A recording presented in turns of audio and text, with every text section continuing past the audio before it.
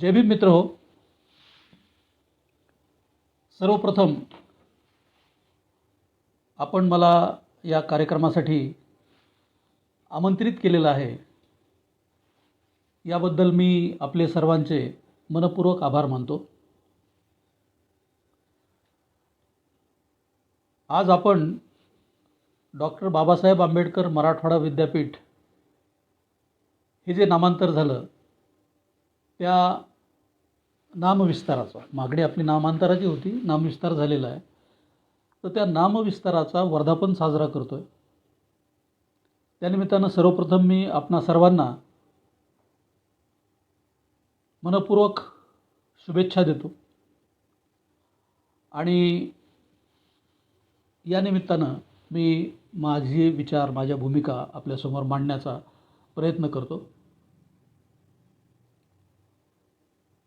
मित्रहो, मराठवाडा विद्यापीठाचं नामांतर हा जो एक प्रश्न आहे, याच्याभोवती अनेक गोष्टी प्रश्न म्हणून आपल्यासमोर निर्माण झालेल्या दिसतात.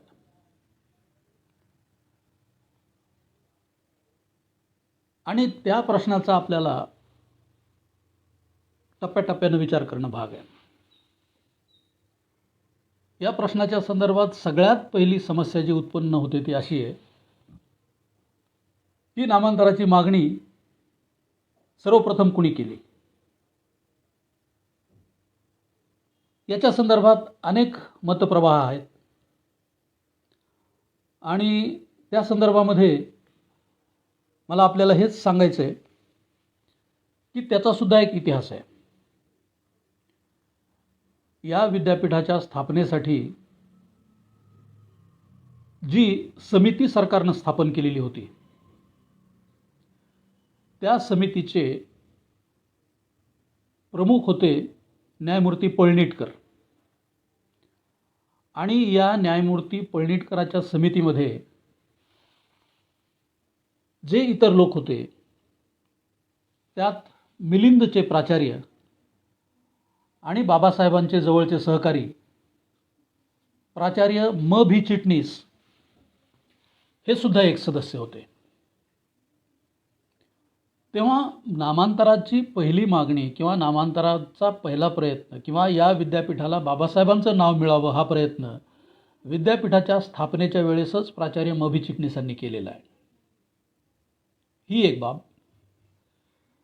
दुसरी एक बाब अशी की या महाविद्यालयाचे नंतर जे इंग्रजी विभागाचे प्रमुख होते आणि काही काळ प्राचार्यसुद्धा राहिलेले आहेत, प्रभारी प्राचार्य, रिपब्लिकन पार्टीचे नेते आणि नंतर काँग्रेसमध्ये गेलेले प्राचार्य S.T. प्रधान यांनी 1965 साली मिलिंदच्या वार्षिक अंकामध्ये एक लेख लिहिलेला आहे आणि त्या लेखामध्ये सुद्धा त्यांनी या विद्यापीठाला बाबासाहेबांचं नाव दिलं गेलं पाहिजे आणि ते संयुक्तिक राहील असं सांगितलेलं आहे.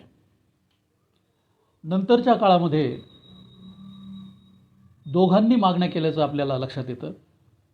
त्यात एकतर पॅन्थरनी ही मागणी केली आणि पॅन्थरनी हा लढा चालू ठेवला, हे सर्वश्रुत आहे, हे काय वेगळं आपल्याला कुणाला सांगायची गरज नाही. आणि ही मागणी जी पुढं आली ती महाडच्या सत्याग्रहाच्या सुवर्ण महोत्सवाच्या निमित्तानं जे कार्यक्रम झाले त्या कार्यक्रमामध्ये ही मागणी पुढं आली. वसंतदादा पाटील तेव्हा मुख्यमंत्री होते आणि त्यांच्याकडे लोकांनी ही मागणी केली. तेव्हा वसंतदादा पाटलांनी नामांतराचा शब्द लोकांना दिलेला होता की ही मागणी मान्य केली जाईल. तेव्हा पॅन्थरनं केलेली ही एक मागणी होती. आणि त्याच दरम्यानच्या काळामध्ये प्राचार्य वाहुळ नावाचे मिलिंदला एक प्राचार्य होते, ते पूर्वी शासकीय महाविद्यालयामध्ये प्राध्यापक होते. त्यांनीसुद्धा मुख्यमंत्री वसंतराव नाईक होते त्या काळी, तर मुख्यमंत्री वसंतराव नाईकांना पत्र लिहून ही मागणी केली होती की या विद्यापीठाला बाबासाहेबांचं नाव देण्यात यावं. आणि त्यांच्याकडं वसंतराव नाईकांचं उत्तरसुद्धा आहे, त्यांनी पाठवलेल्या पत्राला त्यांनी दिलेलं उत्तर. फक्त असं की नंतरच्या कुठल्याही संघर्षामध्ये प्राचार्य वाहुळ आपल्याला उपस्थित असलेले दिसत नाहीत. मग असं म्हणायला हरकत नाही की प्राचार्य चिटणीस यांची मागणी पहिली होती आणि त्याच मागणीचं पुनरुज्जीवन प्राचार्य एस टी प्रधान आणि त्याच्यानंतर दलित पॅन्थरने केलेले आहे असं आपल्याला सर्वसाधारणपणे म्हणता येईल. मी आपल्याला सांगितल्याप्रमाणे महाडचा 14 रसाळ्याचा सत्याग्रह त्याचा सुवर्ण महोत्सव साजरा करत असताना ही मागणी नव्यानं पुढं आली आणि जेव्हा ती मागणी पुढं आली तेव्हा सुरुवातीला वसंतदादा पाटलांनी मी म्हटल्याप्रमाणे नामांतर होऊ शकेल असा शब्द मागणी करणाऱ्यांना दिला. त्यात पी सोसायटीचे अनेक सदस्य वगैरे होते, त्यात घनश्याम तळवटकर वगैरे. आणि नंतर झालं असं की जेव्हा वसंतदादा पाटलांनी शब्द दिला तेव्हा मराठवाड्यातले जे धुरीण त्या काळातले होते, मराठवाडा मुक्तीसंग्रामातले स्वातंत्र्यसेनानी, त्या सगळ्यांनी मिळून वसंतदादा पाटलांना भेटून हे सांगितलं की मराठवाडा विद्यापीठ हे आमच्या अस्मितेचं प्रतीक आहे. मराठवाडा हे नाव आमच्या अस्मितेचं प्रतीक आहे. त्यासाठी आम्ही संघर्ष केलेला आहे, रक्त सांडलेलं आहे. तेव्हा त्या नावाबद्दलच्या ज्या अस्मिता आहेत आमच्या, त्या लक्षात घेता याचं नामांतर होऊ नये अशी मागणी त्यांनी केली. आणि मग असा प्रश्न निर्माण झाला. वसंतदादा पाटलांनी मग सर्वपक्षीय बैठक घ्यायचं ठरवलं. म्हणजे नामांतरवादी आणि नामांतर विरोधक या सगळ्यांची एकत्र बैठक घेऊन या संदर्भात चर्चा करावी असं धोरण त्यांनी ठरवलं. आणि त्या बैठकीला काही फारशी उपस्थिती राहिली नाही, त्यामुळे ती बैठक फसली. दुसऱ्यांदा वसंतदादांनी प्रयत्न केला आणि तेव्हासुद्धा ते काही शक्य झालं नाही. आणि नंतर निवडणुका आल्या, विधानसभेच्या निवडणुका आल्या आणि त्यानंतर हा प्रश्न झाला प्रलंबित. त्यानंतरचा जो इतिहास आहे तो आपल्याला माहिती आहे की जो संघर्ष आपण केला, जो लढा आपण दिला, तो आपल्यासमोर आहे.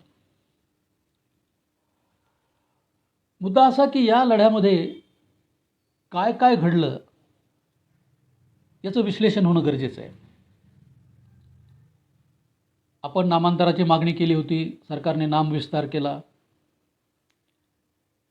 आपण 5 जिल्ह्याचं विद्यापीठ एकसंध असं मागत होतो, त्यात आपल्याला 3 जिल्ह्याचं एक विद्यापीठ मिळालं आणि दुसरं एक विद्यापीठ मराठवाड्यात निघालं जे इतर जिल्ह्यांसाठी होतं.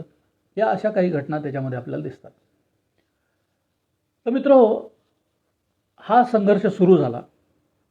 दरम्यान आणीबाणी उठलेली होती 1977 साली. इंदिरा गांधींनी लागू केली आणीबाणी संपुष्टात आलेली होती आणि मग लोकांचा आवाज पुन्हा एकदा मोकळेपणानं बोलायला फुटायला लागला. तेव्हा ही मागणी पुन्हा जोमानं सुरू झाली. विशेषतः लोकसभेच्या निवडणुकांमध्ये काँग्रेसने सपाटून मार खाल्ला आणि जनता पक्ष सत्तेमध्ये आला आणि त्यानंतर विधानसभेच्या निवडणुका लागल्या. त्या विधानसभेच्या निवडणुकीच्या वेळेस या प्रश्नाला परत जोम आला आणि जोमानं ह्या नामांतराची मागणी पुढं आलेली आहे. तर या मागण्या सुरू झाल्या. पुन्हा एकदा संघर्ष त्यासाठी लोकांनी सुरू केला. सनदशीर मार्गानं मागणी करायला लागले. निवेदनं, मोर्चे, घेराव वगैरे हे सगळं सुरू झालं.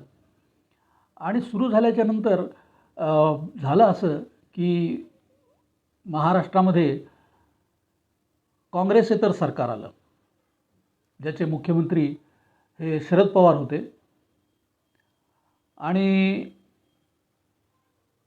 शरद पवाराचं सरकार जेव्हा महाराष्ट्रामध्ये आलं तेव्हा त्यांच्यामध्ये पाना राजभोज नावाचे एकेकाळचे बाबासाहेबांचे जे सहकारी होते, तर ते बाबासाहेबांचे सहकारी विधिमंडळात होते आणि विधिमंडळातल्या त्या प्रश्नांवरती चर्चा करताना यांनी नामांतराची मागणी विधिमंडळात मांडली. त्या मागणीचा संदर्भ धरून मग शरद पवारांनी 27 जुलै 1978 साली विधिमंडळाच्या दोन्ही सभागृहामध्ये नामांतराचा प्रश्न मांडण्याचं ठरवलं आणि अशा रीतीने विधिमंडळामध्ये तो प्रश्न आला. परंतु त्यापूर्वीची पार्श्वभूमी अशी आहे की विद्यापीठाच्या त्या काळी त्याला व्यवस्थापन परिषद, मॅनेजमेंट काउन्सिल म्हणायचे नाहीत, त्या काळी त्याला वेगळं काहीतरी नाव होतं, एक्झिक्युटिव्ह कमिटी म्हणायचे. तर त्या एक्झिक्युटिव्ह कमिटी EC, त्या ECची बैठक होती आणि त्या एक्झिक्युटिव्ह कमिटीच्या बैठकीवर मोर्चे गेले. म्हणजे प्राध्यापकांच्या संघटनेचा एक मोर्चा, पॅन्थरचा एक मोर्चा आणि सोबत मराठवाड्यातल्या तमाम युवक पुरोगामी डाव्या चळवळीतल्या युवकांचा एक मोर्चा होता. तो तुकाराम पांचाळ नावाचे जे एक कार्यकर्ते आहेत आज, ते सरस्वती भुवन महाविद्यालय जे आहे औरंगाबादमधलं, ज्या महाविद्यालयाच्या एकूण पदाधिकाऱ्याकडून नामांतराच्या मागणीला नंतरच्या काळामध्ये फार विरोध झाला, त्या महाविद्यालयाचे ते विद्यार्थी संसदेचे सचिव होते तुकाराम पांचाळ. आणि या तुकाराम पांचाळाच्या नेतृत्वाखाली एक सगळ्या युवकांनी मिळून मोर्चा काढला. याची पार्श्वभूमी अशी की याच मराठवाड्यामध्ये 1974 साली दलित विद्यार्थ्यांना मिळणारी भारत सरकारची जी शिष्यवृत्ती असते, ती शिष्यवृत्ती वाढवून मिळण्यासाठीचं एक फार मोठं आंदोलन केलेलं होतं. दलित युवक आघाडी नावाची संघटना होती, तिनं त्यात पुढाकार घेतलेला होता. आणि तिनं पुढाकार घेऊन या चळवळीमध्ये या मागणीसाठी सगळ्यांनी मिळून रेटा लावावा अशी त्यांची भूमिका होती. आणि म्हणून त्यांनी नामांतर स्कॉलरशिपच्या शिष्यवृत्ती वाढीच्या आंदोलनामध्ये सगळ्या समविचारी लोकांना घेऊन ते आंदोलन केलं. कारण जर विरोधी प्रतिक्रिया आली तर ती आपल्याला त्रासदायक ठरेल, आणि म्हणून सगळ्यांना सहभागी करूनच आपण हे काम करणं आवश्यक आहे अशी भूमिका दलित युवक आघाडीची होती. आणि म्हणून त्यांनी अशा पद्धतीनं ते आंदोलन उभं केलं. आणि हीच पार्श्वभूमी नंतर कायम राहिली. 74च्या नंतर 75ला आणीबाणी लागली, आणि आणीबाणी उठल्याबरोबर हे सगळं सुरू झालेलं आहे. मोर्चे वगैरे सुरू झालेले आहेत एक्झिक्युटिव्ह कमिटीवर विद्यापीठाच्या. तर ते 3 वेगवेगळे मोर्चे गेले, आणि 3 मोर्चामध्ये 3 वेगवेगळे गट होते. आणि अशा रीतीनं एक्झिक्युटिव्ह कमिटीवर जेव्हा मोर्चे गेले तेव्हा एक्झिक्युटिव्ह कमिटीच्या बैठकीमध्ये आज जे वसंतराव नाईक महाविद्यालय औरंगाबादमध्ये, त्या वसंतराव नाईक महाविद्यालयाचे प्राचार्य म्हणून रिटायर झालेले प्राचार्य राजाराम राठोड होते त्या एक्झिक्युटिव्हचे मेंबर. भालचंद्र नेमाडे एक्झिक्युटिव्हचे मेंबर होते, आणि किशनराव देशमुख नावाचे एक अहमदपूरचे आमदार होते, तेही सदस्य होते, आणि वसंत काळे वगैरे सगळी मंडळी होती. तर महत्त्वाची बाब अशी की जेव्हा मोर्चे या कमिटीवर गेले तेव्हा त्या कमिटीनं तात्काळ ठराव केला की या विद्यापीठाचं नाव डॉक्टर बाबासाहेब आंबेडकर विद्यापीठ ठेवलं पाहिजे. परंतु ही बाब लक्षात घेताना मी अगोदर जे सांगितलं त्यातली एक छोटीशी गोष्ट आपण समजून घेतली पाहिजे, जे मला असं वाटतं की महत्त्वाचं आहे, ज्याच्यामुळे पुढे आंदोलनामध्ये जे आपल्याला अनेक त्रास सहन करायला लागले त्याचं मूळ तिथे आहे. मी सांगितलं आपलं की 3 मोर्चे निघाले होते. त्यातला एक पॅन्थरचा होता, एक पी सोसायटीतले जे प्राचार्य संदान शिव होते, डॉक्टर बाबासाहेब आंबेडकर विधी महाविद्यालयाचे प्राचार्य होते, ते त्यांनी त्यांच्या नेतृत्वाखाली एक मोर्चा काढलेला. आणि समविचारी परंतु दलित नसलेल्या अनेक विद्यार्थी संघटनांनी एकत्र येऊन एक मोर्चा काढला. तर पॅन्थरने अशी भूमिका घेतली होती त्या काळी की तुमचा या प्रश्नाशी काय संबंध आहे, असा सवर्ण विद्यार्थ्यांना त्यांनी प्रश्न विचारला. आणि म्हणून त्यातले बरेच जण हे नंतरच्या काळामध्ये नामांतर विरोधक झाले. ही बाब अत्यंत महत्त्वाची आहे. आणि हे करण्यामागं केवळ आपल्याला या प्रश्नाचं पूर्ण श्रेय मिळालं पाहिजे हा अगदी संकुचित पद्धतीचा विचार होता. म्हणजे नामांतराचा प्रश्न सुटणं न सुटणं हे महत्त्वाचं नव्हतं, तर याचं श्रेय पूर्णपणे पॅन्थरला मिळालं पाहिजे हा विचार त्याच्या मागं होता. म्हणून ते त्या लोकांना असं बोलले. आणि त्यातले लोक मग काही नामांतरवादी राहिले शेवटपर्यंत, आणि काही लोक ठीक आहे तुम्ही जर आम्हाला नको म्हणताय ना तर आम्ही तुमच्या विरोधात आहेत, कसं नामांतर होतं आहे ते बघू असं म्हणून नामांतराच्या विरोधामध्ये कामाला लागलेले आहेत. तर ही पार्श्वभूमी आपल्याला विद्यापीठाच्या नामांतराच्या काळात दिसते.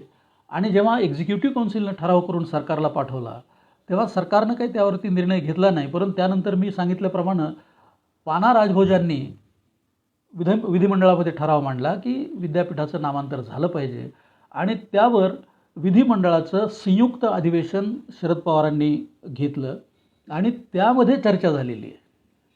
संयुक्त अधिवेशनामध्ये चर्चा झाली, आणि त्या अधिवेशनामध्ये त्यांनी असा पर्याय मांडला की डॉक्टर बाबासाहेब आंबेडकरांचं मराठवाड्यातलं शैक्षणिक कार्य अतिशय मोलाचं आहे, त्यामुळं त्यांचं नाव देणं संयुक्तिक आहे. परंतु त्याचवेळी मराठवाडा एका वेगळ्या पार्श्वभूमीहून महाराष्ट्रात आलेला आहे, निजामाच्या राजवटीतून तो महाराष्ट्रात आलेला आहे. आणि म्हणून त्या लोकांची सुद्धा त्या नामाविषयीची, त्या मराठवाडा या नावाविषयीची काही आस्था आहे, अस्मिता आहे. आणि म्हणून ती न दुखावता डॉक्टर बाबासाहेब आंबेडकर मराठवाडा विद्यापीठ असा नामविस्तार करावा, असं त्या विधिमंडळाच्या अधिवेशनामध्ये, विधिमंडळाच्या बैठकीमध्ये एकमतानं मंजूर झालं. एकमतानं हे महत्त्वाचं आहे. कुठल्याही आमदारानं नामांतराच्या प्रश्नाला त्या बैठकीमध्ये जाहीरपणे विरोध केला नाही.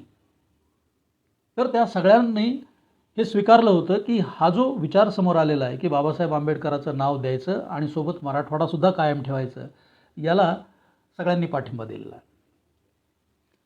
ही गोष्ट आहे 27 जून 1978ची, 1978. आता पुढची गंमत काय आहे की 1978 साली प्रसारमाध्यमं फारशी नव्हती. आताच्यासारखं टी व्ही किंवा मोबाईल किंवा व्हॉट्सॲप आणि हे सगळं नव्हतं त्या काळी. तर त्या काळी जास्तीत जास्त रेडिओ असायचे. म्हणजे लवकरात लवकर बातमी देणारं माध्यम रेडिओ, आणि दुसरी म्हणजे वर्तमानपत्र. तर वर्तमानपत्रामध्ये दुसऱ्या दिवशी सकाळी बातमी यायची आणि रेडिओला 7 वाजता महत्त्वाच्या बातम्या लागायच्या. त्यात ती बातमी आली की विधिमंडळानं एकमुखानं नामविस्ताराचा ठराव मंजूर केलेला आहे. आणि पॅन्थरचे प्रमुख आणि नामांतर लढ्याचे सुद्धा नेते हे प्राध्यापक अरुण कांबळे होते त्या काळी. साहजिकच पत्रकारांनी त्यांना जाऊन विचारलं की तुमची मागणी मराठवाडा विद्यापीठ असं नाव देण्याची होती, आणि विधिमंडळाने डॉक्टर बाबासाहेब आंबेडकर मराठवाडा विद्यापीठ अशी दोन्ही नावं एकत्र करून नामविस्तार केलेला आहे. तेव्हा तुम्हाला हे मान्य आहे का? अरुण कांबळेंनी काहीही विचार न करता आम्हाला हे मान्य आहे अशी प्रतिक्रिया दिली. याचा परिणाम असा झाला की त्याच रात्री जे आमदार हाऊसमध्ये, विधिमंडळामध्ये नामांतराला पाठिंबा देत होते, त्याच आमदारांनी गावाकडे दंगली करायला प्रोत्साहन द्यायला सुरुवात केली.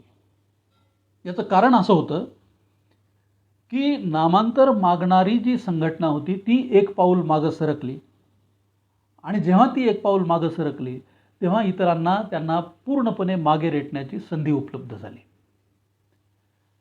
याच्यामध्ये बार्गेनिंग आहे. कुठल्याही नेत्याला कुठलंही आंदोलन चालवताना हा विचार करायला लागतो की यात आपण काय मिळवणार आहोत आणि काय गमावणार आहोत, किंवा आपल्याला नेमकं काय पाहिजे आणि ते जे प्राप्त करायचे त्याच्यासाठी आपण काय केलं पाहिजे किंवा कुठल्या मुद्द्यावरती ठाम राहिलं पाहिजे. याचा एक गणित, याचा एक आडाखा नेतृत्वाला बांधायला लागतो. मला असं वाटतं की अरुण कांबळेंनी ती चूक केली की त्यांच्या हे लक्षात आलं नाही की जर आपण आलेल्या ठरावाला उत्साहाच्या भरात हो म्हणून सांगितलं तर विरोधक हे समजू शकतात की आपण 2 पावलं मागे सरकलेलो आहोत आणि ते आपल्याला इथून पुढे मागे रेटतील.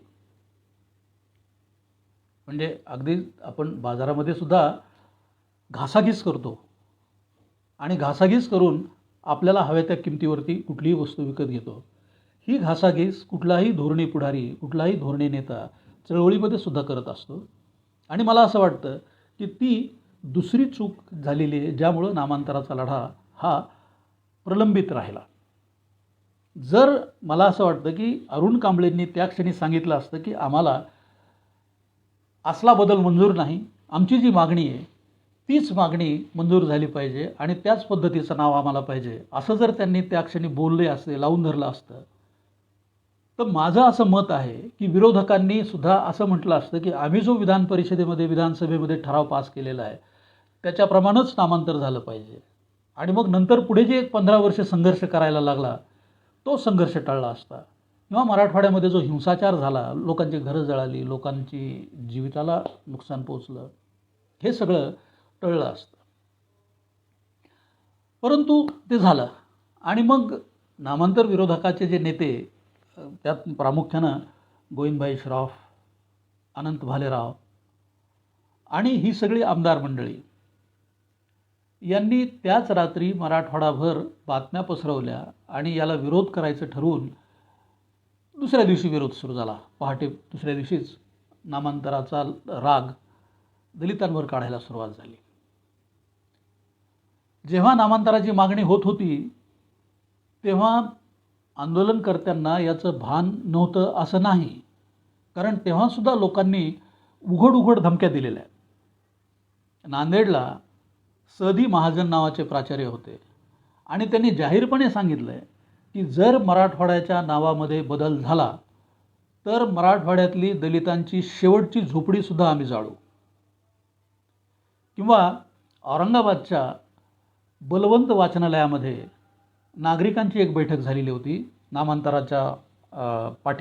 नामांतराला विरोध करण्याच्या संदर्भामध्ये, आणि विजयेंद्र काबरा नावाचे त्या वाचनालयाचे बलवंत वाचनालयाचे कार्यकारिणीतले होते, मालकच होते ऑलमोस्ट. तर त्यांनी जाहीर सभेमध्ये, बलवंत मोफत वाचनालयात झालेल्या जाहीर सभेमध्ये अशी धमकी दिलेली आहे की जर मराठवाडा विद्यापीठाच्या नावामध्ये कुठलाही बदल करण्याचा प्रयत्न सरकारने केला तर मराठवाड्यात रक्ताचे पाट वाहतील. आणि ही जाहीर झालेली बातमी आहे. तेव्हा नामांतर लढ्याचं नेतृत्व करणाऱ्या नेत्यांना हे माहीत नव्हतं असं नाही. प्रतिक्रिया काय उमटणार आहेत,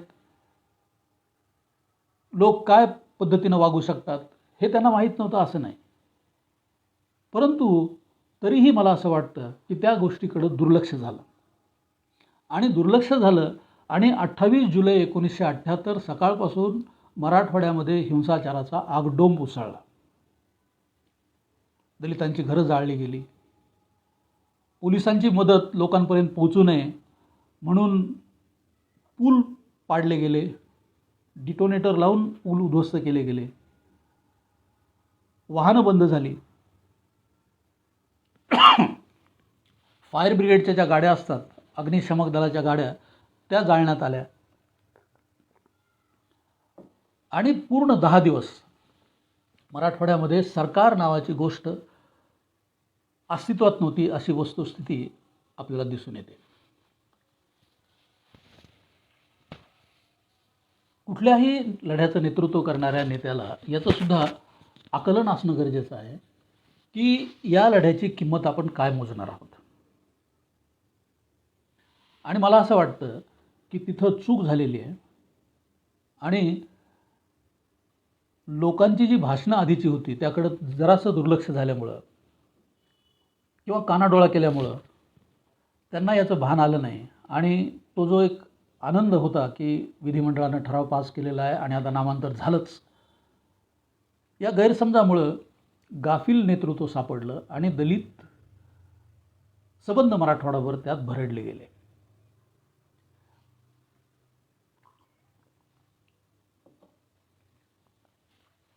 जेव्हा लोकांवर संकट येतं, खास करून आपल्या चळवळीतल्या लोकांवर जेव्हा संकट उद्भवतं तेव्हा चळवळीचं नेतृत्व त्यांच्या खांद्याला खांदा लावून मैदानात हजर असणं गरजेचं असतं. परंतु आपल्याला असं दिसेल की या काळामध्ये नेतृत्व पूर्णपणे गैरहजर आहे, कारण त्यांना हा एक फार मोठा धक्का होता. त्यांच्या हे ध्यानीमनी नव्हतं की आपली एक चूक आपल्याला एवढ्या प्रचंड महागात पडू शकते. आणि पूर्णपणे 10 दिवस नेतृत्व आपल्याला कुठेही दिसत नाही. यात एक दलित युवक आघाडी नावाची संघटना होती. मराठवाड्यातल्या काही भागात तिचं काम होतं, खास करून बीड जिल्ह्यामध्ये होतं. आणि तिचा जमिनीच्या संदर्भातला, पाणवाट्याच्या संदर्भातला, आणखी वेगवेगळ्या संदर्भातले कार्यक्रम त्या काळात सुरू होते आणि त्यांची ही मागणी सातत्यानं होती. परंतु मुख्य कार्यक्रम त्यांचा नव्हता. आणि म्हणून मग त्यांनी आपल्या अनेक मागण्यामध्ये नामांतर ही एक मागणी टाकलेली होती. परंतु जेव्हा हा हिंसाचार सबंध मराठवाड्यावर उसळला तेव्हा दलित युवक आघाडीच्या असं लक्षात आलं की या लढ्यामध्ये आपण उतरणं गरजेचं आहे, त्यात आपण सहभागी होणं गरजेचं आहे. मैदानात सगळ्यात पुढे येऊन आपण धोरण निश्चित करणं महत्त्वाचं आहे, नसता परिस्थिती फार गंभीर होऊ शकते. आणि म्हणून मग आपल्याला असं दिसेल की या हिंसाचाराचं जे चित्रण जगासमोर आणलं ते फक्त दलित युवक आघाडी या संघटनेच्या कार्यकर्त्यांनी मराठवाड्यावर फिरून, म्हणजे घरं जळत असताना मराठवाड्यात फिरून हे चित्र आपल्यासमोर जगासमोर आणण्याचा त्यांनी प्रयत्न केलेला आहे. त्यात पंढरीनाथ सावंत नावाचे एक पत्रकार होते मुंबईचे, श्री नावाचं साप्ताहिक तेव्हा निघायचं, त्याचे पत्रकार होते. आणि मी स्वतः होतो त्यात, प्रकाश शिरसाट. तर पंढरीनाथ सावंतांनी ते श्री साप्ताहिकामध्ये सिरियली छापलेलं आहे. आणि नंतर त्यांनी स्वतःचं जे आत्मचरित्र लिहिलं, मी पंढरी गिरणगावचा, त्या आत्मचरित्रामध्ये सुद्धा त्यांनी नामांतराच्या निमित्तानं जो हिंसाचार झाला त्याचं वृत्तांकन आम्ही कसं केलं याच्या संदर्भातला एक भाग त्याच्यामध्ये त्यांच्या आत्मकथेमध्ये त्यांनी तो लिहिलेला आहे. तर ते सांगायची गोष्ट अशी की ज्या पॅन्थरनी हा लढा सुरू केला ती पॅन्थर मैदानावर कुठेही नव्हती. आणि मग दलित युवक आघाडीनं पुढाकार घेऊन जो अन्याय अत्याचार होतोय तो अत्याचार अन्याय लोकांपुढं आणण्याचं पहिल्यांदा काम केलं. आणि हे काम तिथं थांबण्यासारखं नव्हतं. म्हणून मग दलित युवक आघाडीनं हे सगळं वृत्तांकन वगैरे झाल्यावर बैठक घेऊन या संदर्भात काय करणं गरजेचं आहे आणि या लढ्यामध्ये काय चुकतंय हे बघणं गरजेचं आहे असं त्यांनी केलं. त्यातली एक गोष्ट आपल्याला सांगितली पाहिजे की हिंसाचार जो झाला तो प्रामुख्यानं औरंगाबाद, परभणी, नांदेड या जिल्ह्यामध्ये झाला आणि लातूरमध्ये थोडाफार. आणि यात सगळ्यात महत्त्वाचं असं की नामांतर विरोधकांनी असं सांगितलेलं होतं की दलितांनी तेव्हाचा जो नागरी हक्क संरक्षण कायदा होता, protection of civil rights act, ज्याला आता ॲट्रॉसिटीज ॲक्ट म्हणतात, त्या कायद्याचा गैरवापर केल्यामुळं दलित विरोधकांच्या मनामध्ये आकस होता आणि म्हणून हा हिंसाचार झाला असं त्यांचं म्हणणं होतं. परंतु मला असं वाटतं की त्यात तथ्य नाही. कारण असं की बीड जिल्ह्यामध्ये दलित युवक आघाडीनं गायरानांवर अतिक्रमणं केलेले होते आणि जवळपास 2400 एकर 2400 एकर जमीन विविध गावांमध्ये त्यांनी अतिक्रमित केलेली होती. दुसरं काम त्यांनी असं केलेलं होतं की गाळपेऱ्याची जी जमीन असते, म्हणजे धरणामध्ये पावसाळ्यात पाणी असतं, हळूहळू ते आटत जातं आणि ते वाहून आलेला गाळ धरणाच्या उघड्या भागामध्ये जमा होतो आणि मग ती फार सुपीक जमीन असते. तर या सुपीक जमिनी त्या जिल्ह्याचे जिल्हाधिकारी त्यांच्या मर्जीप्रमाणे गावातल्या लोकांना कसायला देत. तर दलित युवक आघाडीनं ही सुद्धा मागणी केली होती की याला गाळपेराच्या जमिनी म्हणतात, त्या जमिनी दलितांना कसण्यासाठी दिल्या पाहिजेत आणि भूमिहीनांना कसण्यासाठी दिल्या पाहिजेत. तर तोही एक संघर्ष होता.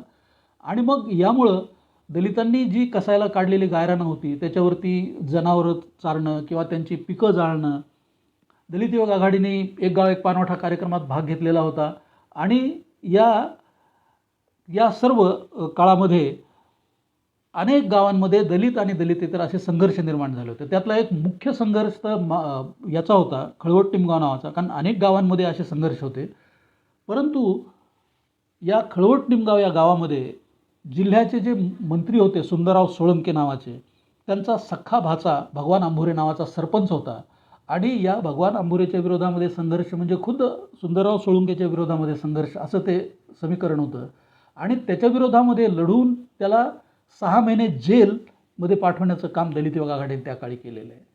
असं एक नाही, अशा अनेक गावांमध्ये दलितांच्या विरोधातल्या दलित सवर्णांच्या विरोधातल्या दलित अत्याचाराच्या केसेस बीड जिल्ह्यामध्ये दलित युवक आघाडी चालवत होती. परंतु त्यात आनंदाची गोष्ट अशी आहे की एकही ठिकाणी बीड जिल्ह्यामध्ये दंगल झालेली नाही किंवा दलितांवर अत्याचार झालेले नाहीत. याचं कारण असं आहे की एक तर दलित युवक आघाडीने जेव्हा अरुण कांबळेचं विधान रेडिओवरती ऐकलं तेव्हाच हे ठामपणे निश्चित केलेलं होतं की आता लोक मान्य करतील अशी शक्यता नाही आहे, नामांतराला मान्यता देतील अशी शक्यता नाही, उलट हिंसाचार होण्याची शक्यता आहे, म्हणून आपण तयारीत राहिलं पाहिजे, हे एक. आणि म्हणून मग पोलिसांना घेऊन ज्या ज्या गावांमध्ये दंगल होण्याची शक्यता होती, हिंसाचाराची शक्यता होती, तिथे काही हिंसाचार होण्यापूर्वीच दलित युवक आघाडीचे कार्यकर्ते पोलिसांना घेऊन पोचले. त्यामुळं हिंसाचार घडला नाही. ही एक बाब होती. दुसरी एक महत्त्वाची बाब होती की दलित युवक आघाडीनं केवळ एक जातीय असं संघटन केलेलं नव्हतं. दलित युवक आघाडीच्या भागामध्ये मोठ्या प्रमाणावरती मातंग मंडळी ही दलित युवक आघाडीची कार्यकर्ते होती आणि त्यांनीसुद्धा फार मोठे संघर्ष दिलेले आहेत. मांगवडगावसारख्या गावामध्ये फार मोठा संघर्ष त्यांनी दिलेला आहे.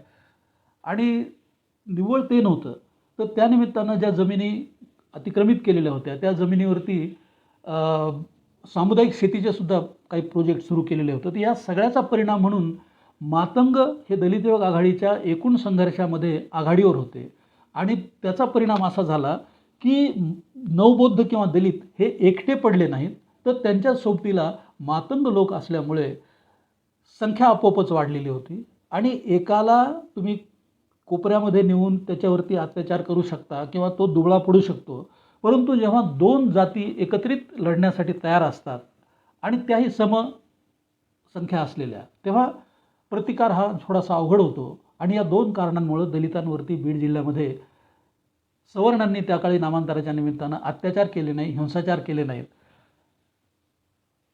हे आपण लक्षात घेतलं पाहिजे. आणि या उलट नांदेडमध्ये, परभणीमध्ये फार मोठ्या प्रमाणावरती अत्याचार झालेले आहेत. आपल्याला एखाद्या वेळेस हे माहीत असेल, जर आपण वाचलं असेल तर, की बीडमध्ये एका गावामध्ये अत्याचार झालेला होता आणि त्या गावामध्ये पॅन्थरचं कार्य होतं. दलित युवक आघाडीचं काम तिथं नव्हतं आणि तिथल्या स्थानिक राजकारणाचा परिणाम म्हणून ते घडलेलं होतं. बाकी बीड जिल्ह्यामध्ये जिथं कुठं दलित युवक आघाडीचं काम होतं तिथे कुठेही किंवा कुठंच दुसरीकडं एक ते गाव सोडता कुठेही हिंसाचार घडलेला नाही. या पुढचा जो लढा आहे याला वेगळं वळण दिलं पाहिजे, ही भूमिका दलित युवक आघाडीनं घेऊन मग मांगवडगावच्या सामुदायिक शेती प्रकल्पावरती महाराष्ट्रातल्या तमाम पुरोगामी, डाव्या, सवर्ण मंडळींची बैठक बोलवली होती. त्यात बाबा आढाव आलेले होते, कुमार शिराळकर होते, कॉम्रेड शरद पाटील होते. अशी सगळी मंडळी त्या कार्यक्रमाला, बैठकीला उपस्थित होती. आणि तिथं उपस्थित झाल्यानंतर मग तिथं चर्चा अशी करण्यात आली की आता यातून माघार घेणं म्हणजे आपला पराभव करण्यासारखं होईल. तेव्हा आपण हा संघर्ष वेगळ्या पद्धतीनं तीव्र केला पाहिजे. आणि वेगळ्या पद्धतीनं तीव्र केला पाहिजे म्हणजे मग हा संघर्ष हा एका जातीचा किंवा एका संघटनेचा नव्हे, तर तमाम पुरोगामी शक्तीचा, जातीची जोखडं फेकू मागणाऱ्या शक्तींचा आणि सर्वसामान्य नागरिकाचा आहे, हे आपण एकदा सिद्ध केलं पाहिजे. म्हणून सर्वप्रथम मग एक आपत्कालीन दलित सहाय्यता समिती स्थापन केली. आणि ही आपत्कालीन दलित सहाय्यता समिती पूर्णपणे मराठवाड्यातल्या सगळ्या दलितांवर झालेल्या अत्याचारांच्या संदर्भामध्ये त्यांना मदत करण्यासाठी गेली. आणि या समितीमध्ये सगळे सवर्ण मंडळी होती. मराठवाड्यातली अतिशय नावाजलेली, नाव मोठं असलेली मंडळी होती. त्यात रामभाऊ गोलटगावकरांसारखा एक वारकरी माणूस होता, मराठा माणूस. त्यात ॲडव्होकेट काशीनाथ नावंदारांसारखा एक नावाजलेला वकील होता. आणि जो अनंत भालेरावांचं जे मराठवाडा नावाचं दैनिक आहे, त्या दैनिकामध्ये ते ट्रस्टी होते एक. आणि ते ट्रस्टी असल्यामुळे त्यांना त्यांचा संबंध रोजचा होता. पण तरीसुद्धा त्यांनी मराठवाड्यातल्या ट्रस्टीशिपचा राजीनामा देऊन नामांतराला पाठिंबा दिला आणि सबंध मराठवाडाभर ते फिरले. किंवा जवाहर गांधी नावाचे एक उद्योजक होते, फार मोठे उद्योजक होते, ते सुद्धा या समितीमध्ये होते. प्रताप बोराडे जे नंतर प्राचार्य म्हणून इंजिनिअरिंग कॉलेजचे प्राचार्य झाले ते होते. ॲडव्होकेट अंकुश भालेकर जे नामांतरवादी कृती समितीचे अध्यक्ष होते, नंतर जे मराठाग्रस्त होते, ज्यांनी नामांतरासाठी 11 दिवस उपोषण केलं जेलमध्ये, ज्यात बाबा आढाव हे आणि शरद पाटील तिघांनी 11 दिवस उपोषण केलेलं होतं, तर ते अंकुश भालेकर होते. अशा सगळ्यांना घेऊन दौरा काढलेला आहे मराठवाड्याचा. आणि मग ज्यांचे भांडे कुठे जळालेत त्यांना भांडे, ज्यांचे कपडे जळालेत त्यांना कपडे, असं वाटप केलं. पण कपडे भांडे हे निमित्त होतं. या निमित्ताने आम्ही आपल्या सोबत आहोत हे लोकांच्या लक्षात आणून देणं गरजेचं आहे, हीच एक भूमिका त्यामागची होती.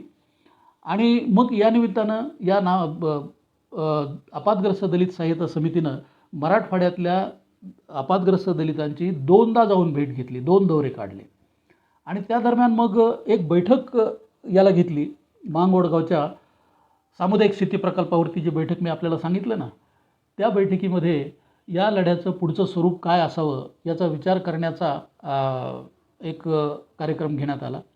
आणि त्यात असं ठरलं की नामांतराचा लढा आता घोषणा, निदर्शनं आणि आंदोलनं करून पुढं रेटणं आत्ता बरोबर नाही. त्यासाठी वेगळ्या स्वरूपाचे कार्यक्रम घेतले पाहिजेत. आणि म्हणून मग पहिला जो कार्यक्रम ठरला तो असा की औरंगाबादला मिलिंद महाविद्यालयाच्या अजिंठा हॉस्टेलमध्ये तेव्हा दलित साहित्य संसद नावाची एक दलित साहित्यिकांची संस्था कार्यरत होती. तिचे काही साहित्य संमेलनही झालेले होते अगोदर, 2 संमेलनं घडलेले होते अगोदर. तर तिसरं दलित साहित्य संमेलन औरंगाबादला घ्यायचं आणि मग त्या निमित्तानं लोकांमध्ये पुन्हा एकदा धैर्य निर्माण होईल अशी परिस्थिती निर्माण करायची हे डोक्यात होतं. आणि म्हणून पहिला जो कार्यक्रम घेतला तो या दलित साहित्य संमेलनाचा घेतला. आणि त्या दलित साहित्य संमेलनामध्ये ज्या लोकांनी दलितांच्या अडचणीच्या काळात, संकटाच्या काळात मदत केली, त्या सगळ्या सवर्णांचा त्या साहित्य संमेलनामध्ये सत्कार करण्याचा कार्यक्रम घेण्यात आला. दुसरी गोष्ट अशी की संमेलनाचं जे उद्घाटन झालं ते एकलहरा नावाचं जे गाव आहे, आंध्राच्या बॉर्डरवरती गाव आहे ते, तिथल्या महिलेचा इंटरव्ह्यू घेतलेला होता आम्ही. तर तो इंटरव्ह्यू, त्याची टेप वाजवून त्याचं उद्घाटन झालं. आणि या संमेलनाला नामांतराच्या हिंसाचाराचं प्रतीक म्हणून एक लाकडी ओंडका आणून तो जळता ठेवलेला होता पूर्ण. तर अशा पद्धतीनं नामांतराच्या संदर्भामध्ये आठवणी निघतील परंतु प्रत्यक्ष मागणी नाही, अशा पद्धतीचं काम त्यामध्ये केलं. दुसरा जो टप्पा होता तो थोडासा अजून पुढच्या पातळीवरचा होता आणि तो होता विषमता निर्मूलन शिबिर मराठवाड्यामध्ये घेण्याचा.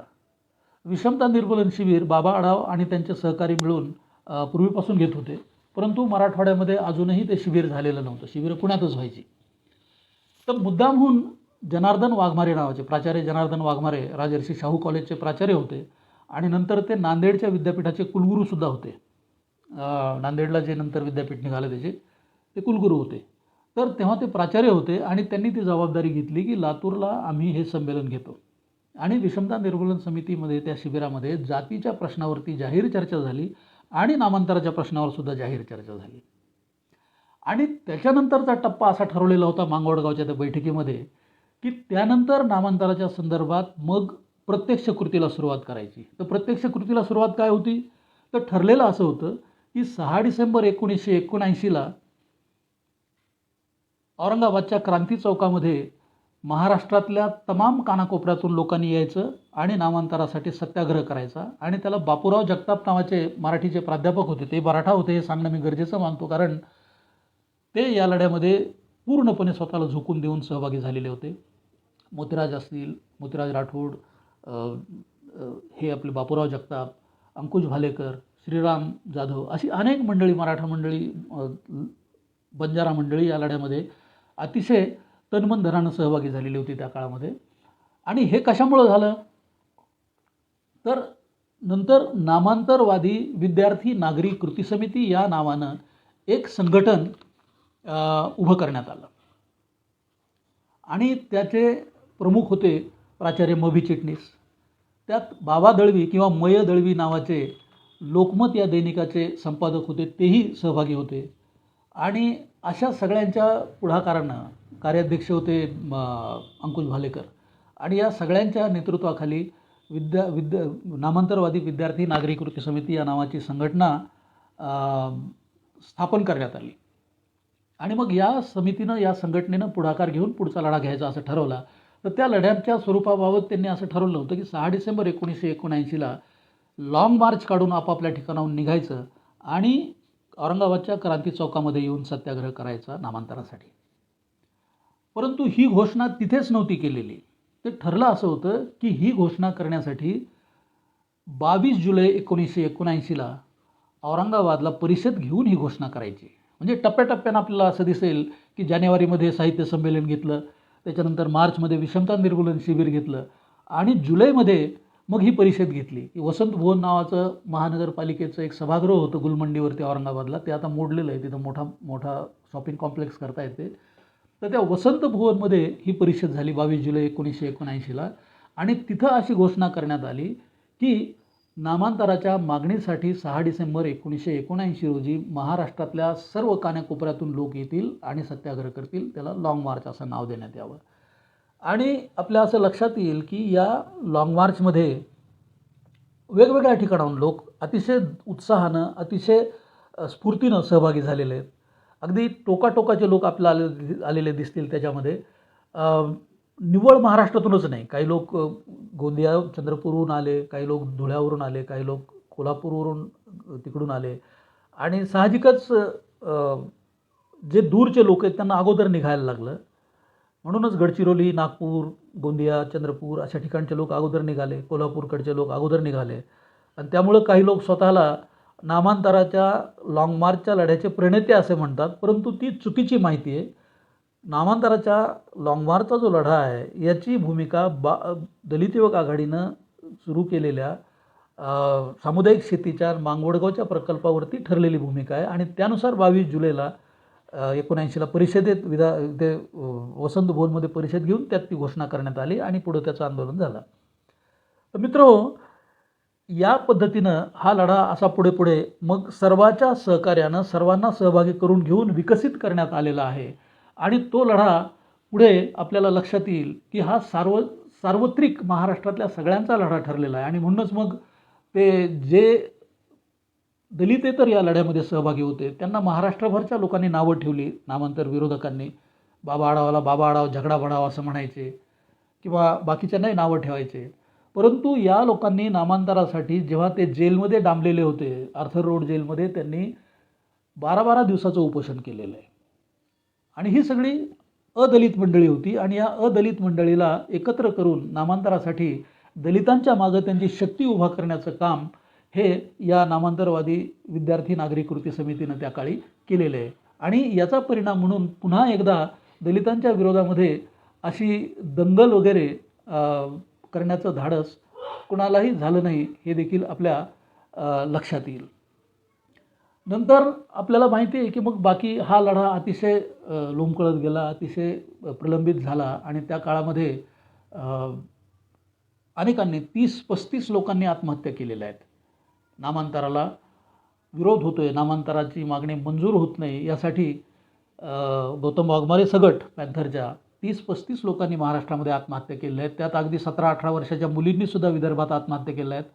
बुलढाणा जिल्ह्यामध्ये, अकोला जिल्ह्यामध्ये, चंद्रपूर जिल्ह्यामध्ये, तिकडे पश्चिम महाराष्ट्रामध्ये सोलापूरमध्ये, अक्कलकोटमध्ये एका SRPच्या जवानांनीसुद्धा नामांतराच्या मागणीसाठी स्वतःला ड्युटीवर असताना गोळी मारून घेऊन आत्महत्या केलेली आहे. एका मुलानं तिकडे सोलापूर जिल्ह्यामध्येच एका मुलानं फॉस्फरस पिऊन आत्महत्येचा प्रयत्न केलेला आहे. अशा अनेकांनी हतबल होऊन, हताश होऊन नामांतराची मागणी मान्य होत नाही म्हणून आपलं जीवदान दिलेलं आहे यासाठी. आणि शेवटी नामांतरवादी कृती समितीची भूमिका एवढी यशस्वी ठरली की जे नामांतराच्या विरोधामध्ये लढत होते त्यातले अनेक जण नंतर या नामांतरवादी कृती समितीमध्ये सहभागी झाले. आणि नंतर प्राचार्य पाथरीकर होते, गंगाधर पाथरीकर, जे नामांतरवादी कृती समितीचे नंतर अध्यक्ष केलेले होते कृती समितीनं. आणि सर्जेराव ठोंबरे तिथले प्राध्यापक, ते सेक्रेटरी होते, मी सेक्रेटरी होतो.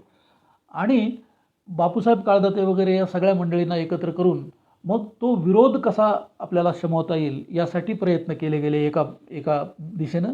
आणि दुसऱ्या दिशेनं नामांतराची मागणी शासन दरबारी रेटण्याचाही प्रयत्न केला. या दरम्यानच्या काळामध्ये पॅन्थरचे एकेकाळचे नेते रामदास आठवले हे मंत्रिमंडळामध्ये होते. त्यांचंही अतिशय मोलाचं सहकार्य झालं आणि त्यांनी या मागणीला जोरदार पद्धतीनं शासनामध्ये मांडलेलं होतं. आणि मग शरद पवारांनी या सगळ्या गोष्टींचा विचार करून ती मागणी मंजूर केलेली आहे हे असं आपल्या लक्षात येईल. 14 जानेवारी 1994 साली ही नामांतराची मागणी झाली आणि विद्यापीठाचं नामांतर झालं. हा लढा इथं संपत नाही. तर याच्या यशापयशाची चर्चा करणं महत्त्वाचं आहे की नामांतर झालं किंवा नामविस्तार झाला म्हणून आनंद व्यक्त करायचा की नामांतराची मागणी मान्य न करता नामविस्तार झाला याबद्दल खेद व्यक्त करायचा, हा प्रश्न आहे.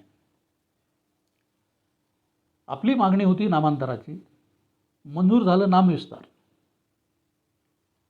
ते सुद्धा मी आधी सांगितल्याप्रमाणे मराठवाडा विद्यापीठाचे 2 भाग करण्यात आले. औरंगाबाद, जालना, बीड आणि उस्मानाबाद या 4 जिल्ह्यासाठी हे बाबासाहेब आंबेडकर मराठवाडा विद्यापीठ करण्यात आलं. आणि उरलेले जे जिल्हे आहेत, परभणी, नांदेड, लातूर, यांच्यासाठी नामांतर विरोधकांचे जे नेते होते, मराठवाडा मुक्ती आंदोलनाचे नेते, त्यांच्या नावाने विद्यापीठ देण्यात आलं आणि त्यातसुद्धा मराठवाडा हा शब्द देण्यात आला. तर एका अर्थानं ही आपली मागणी नव्हती. संयुक्त विद्यापीठाला नाव द्यावं आणि ते विद्यापीठ संयुक्त राहावं अशी आपली मागणी होती. परंतु जे मिळालं ते हे असं आहे. हा एका अर्थानं आपल्याला अनपेक्षितपणे बसलेला धक्का आहे किंवा आपल्याला बार्गेन करायला लागलेलं आहे, घासाघीस करायला लागलेली आहे, तडजोड करायला लागलेली आहे आणि त्या तडजोडीतून निर्माण झालेली ही परिस्थिती आहे असं आपल्याला दिसतं. परंतु दुसरीकडे पाहू जाता महाराष्ट्रातल्या अनेक विद्यापीठाला एकतर बहुजनांच्या आदर्शांची नावं दिली गेली आणि ती सुद्धा अजिबात खळखळ न करता, विरोध न करता. आता उदाहरणार्थ नागपूर विद्यापीठाचं नाव राष्ट्रसंत तुकडोजी ठेवण्यात आलं, त्याला कुणीही विरोध केला नाही. किंवा अगदी अमरावतीच्या विद्यापीठाला गाडगेबाबांचं नाव देण्यात आलं, ते सुद्धा लोकांनी सहजपणे स्वीकारलं. आणि सगळ्यात अस्मितेचा मुद्दा म्हणजे पुण्याचं विद्यापीठ, ज्याचं पुणे विद्यापीठ असं नाव होतं, त्या पुणे विद्यापीठाला सावित्रीबाई फुल्यांचं नाव दिलं गेलं आणि लोकांनी ते सहजपणे स्वीकारलं. तर मला असं वाटतं की यामागं समाज मन घडवण्याची जी प्रक्रिया मराठवाडा विद्यापीठाच्या नामांतरानं घडवली होती, त्या समाज मन घडवण्याच्या प्रक्रियेतून निर्माण झालेली जी मानसिकता आहे, त्या मानसिकता इथे कामाला आलेली आहे. आणि म्हणून लोकांचा जो विरोध होता, काही विशिष्ट जातीच्या लोकांची शैक्षणिक संस्थेला, विद्यापीठासारख्या शैक्षणिक संस्थेला नावं देण्याच्या संदर्भातली जी एक विरोधी भूमिका होती, ती आपोआप या निमित्तानं मागे पडलेली आहे. लोकांचं मन एवढं मोठं झालेलं आहे की त्यांनी ही नावं स्वीकारायला सुरुवात केलेली आहे असं मला वाटतं. आणि हे या चळवळीचं सगळ्यात मोठं यश आहे. म्हणजे बाबासाहेब आंबेडकरांचं नाव एका विद्यापीठाला दिलं, यापेक्षा कुठल्याही बहुजनांच्या आदर्शांची नावं लोकांनी खळखळ न करता स्वीकारली आणि ही नावं आज विद्यापीठाच्या पाट्यांवरती झळकत आहेत. ही अतिशय आनंदाची बाब आहे आणि ही मानसिकता घडवण्याचं सगळ्यात महत्त्वाचं काम नामांतर लढ्यानं केलेलं आहे असं मला वाटतं. मला असं वाटतं की या संदर्भामध्ये मी आपला पुष्कळ वेळ घेतलेला आहे आणि या संदर्भात काही चर्चा आपल्याला करायची असेल तर करता येऊ शकते. परंतु ढोबळ मनानं या संदर्भामध्ये, नामांतराच्या संदर्भामध्ये मला असं वाटतं की काही घटना आहेत ज्यांची चर्चा झालेली नाही, काही गोष्टी आहेत की ज्यांचा अजूनही विचार झालेला नाही, त्या गोष्टी आपल्या समोर मांडाव्यात असा विचार करून मी आपली मतं आपल्यासमोर मांडलेली आहेत. मी या संदर्भामध्ये एवढंच म्हणू इच्छितो की हा जो इतिहास आहे, हा इतिहास हा जपून ठेवण्याची गोष्ट आहे. जपून ठेवण्याची गोष्ट यासाठी आहे की चळवळीचं यश कशामुळं शक्य होतं आणि चळवळी कशामुळे फसतात याचा एक वस्तुपाठ नामांतराच्या लढ्यानं आपल्यासमोर घालून दिलेला आहे. संकुचित भूमिका घेऊन श्रेयवादाच्या भानगडीत जर माणसं पडली तर त्याची किंमत समाजाला काय मोजायला लागते हे या लढ्यानं आपल्याला समोरासमोर सिद्ध करून दिलेलं आहे. आणि जर व्यापक भूमिका घेतली, समविचारी लोकांना एकत्र केलं, श्रेयवादाच्या जंजाळातून बाहेर पडलं तर त्याचे परिणाम काय होतात तेही या लढ्यानं आपल्याला सिद्ध करून दिलेलं आहे. आणि म्हणून मला असं वाटतं की या गोष्टी या निमित्ताने जर आपण लक्षात ठेवल्या तर ती पुढच्या लढ्यांच्या यशाची गुरुकिल्ली असेल. इतिहास कशासाठी शिकतो आपण? इतिहास यासाठी शिकायचा असतो की आपल्या हातून ज्या चुका मागे घडलेल्या आहेत, आपल्या वर्तनामध्ये ज्या त्रुटी मागे राहिलेल्या आहेत, या त्रुटी पुन्हा न होऊ देणं, या चुका पुन्हा न करणं, हे आपण इतिहासाकडून शिकत असतो. इतिहास या संदर्भामध्ये आपल्याला मार्गदर्शक असतो. आणि म्हणून बाबासाहेब म्हणतात की जे लोक आपला इतिहास विसरतात ते लोक इतिहास घडवू शकत नाहीत. ते घडवू यासाठी शकत नाहीत की ज्या चुका त्यांनी इतिहासात केल्या त्याच चुका त्यांच्या हातून पुन्हा सुद्धा होण्याची शक्यता असते. आणि म्हणून जर पुन्हा पुन्हा त्याच चुका होत असतील तर लढे सुद्धा पुन्हा पुन्हा एका दुष्टचक्रात अडकतात, एका गर्तेत अडकतात, त्याच वर्तुळामध्ये फिरत राहतात आणि त्याचे दुष्परिणाम हे सामान्य दलित जनतेला भोगायला लागतात. तर या सगळ्या गोष्टींचा विचार या निमित्तानं आपण करावा, एवढीच एक कळकळीची विनंती मी आपल्याला करू इच्छितो. कारण ज्या लोकप्रिय गोष्टी समोर येतात त्या सत्य असतातच असं नाही. तेव्हा यात सत्य असत्याचा बारकाईनं विचार करून निवाडा केला पाहिजे. आणि अशा पद्धतीनं हा एका संघटनेचा, एका चळवळीचा प्रश्न न बनता सबंध दलित चळवळीच्या मार्गात पुढे येऊ घातलेल्या अडथळ्यांना कसं दूर करायचं आणि याचा अगोदरच विचार करून कसं दूर करायचं, या संदर्भामध्ये आपण या सगळ्या गोष्टींकडे बघितलं पाहिजे असं मला वाटतं. आपण मला ऐनवेळी बोलण्याची संधी दिली आणि मला जे जे शक्य होतं, जे जे आठवत होतं, जो जो विचार, कारण अगदी 7 वाजेपर्यंत आम्ही याच प्रयत्नामध्ये होतो की फेसबुकवर लाईव्ह कसं जायचं आणि काय करायचं ते. परंतु शेवटी आपल्यासमोर मी येऊ शकलो आणि बोलू शकलो, तर संयोजकांचे मी मनपूर्वक आभार मानतो की त्यांनी मला संधी दिली आणि आपल्यासमोर माझी मतं, माझे विचार मांडणं त्यामुळं शक्य झालेलं आहे. तर मी त्यांचे मनपूर्वक आभार मानतो. आपण जे श्रोते आहात, जे बराच वेळ माझं बोलणं ऐकत आहात, त्यांचंसुद्धा मी मनपूर्वक आभार मानतो. कारण हल्ली लक्ष केंद्रित करणं ही फार कठीण गोष्ट झालेली आहे. अटेन्शन डिफिसिट असं जे म्हणतात ना, की ध्यान केंद्रित करण्याची फार वानवा आहे सध्या. तेव्हा आपण ध्यान केंद्रित करून ऐकताय, आपल्या प्रतिक्रिया लिहिताय. त्या प्रतिक्रिया मला पूर्ण वाचता नाही आल्या, कारण मला त्याची सवय नाही. म्हणजे बोलू शकतो किंवा वाचू शकतो अशी माझी अडचण आहे. तर त्यामुळे त्या पूर्ण प्रतिक्रिया वाचता नाही आल्या. पण जर मला त्या प्रतिक्रिया नंतर कधी दिसल्या तर मी त्याच्यावर फार गंभीरपणे विचार करेन.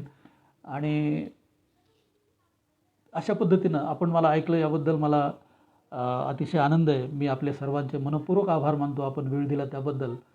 आणि मी माझे 4 शब्द संपवतो. धन्यवाद. जय भीम, जय भारत.